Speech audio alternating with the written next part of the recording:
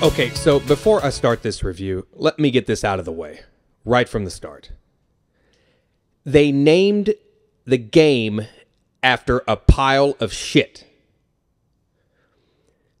They named the game after this.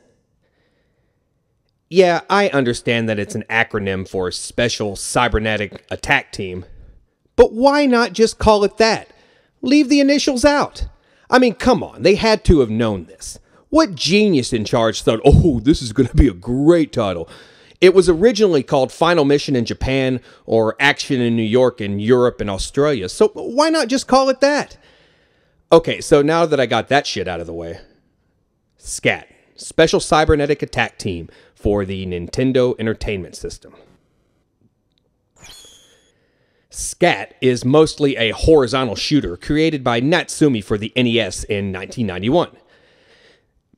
Basically, the plot is this. The year is 2029, and you must stop an army of alien invaders from destroying Earth.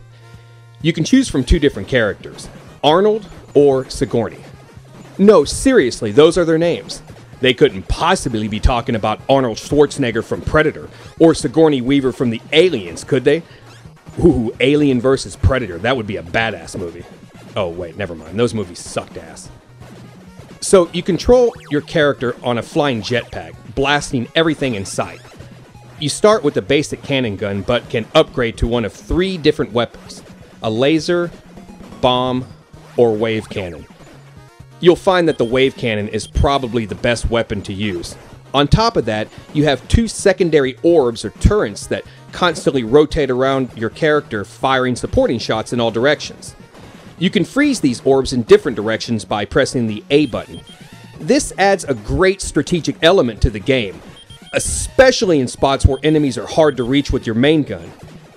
You have one life with a power meter. Each hit drains one off your power meter.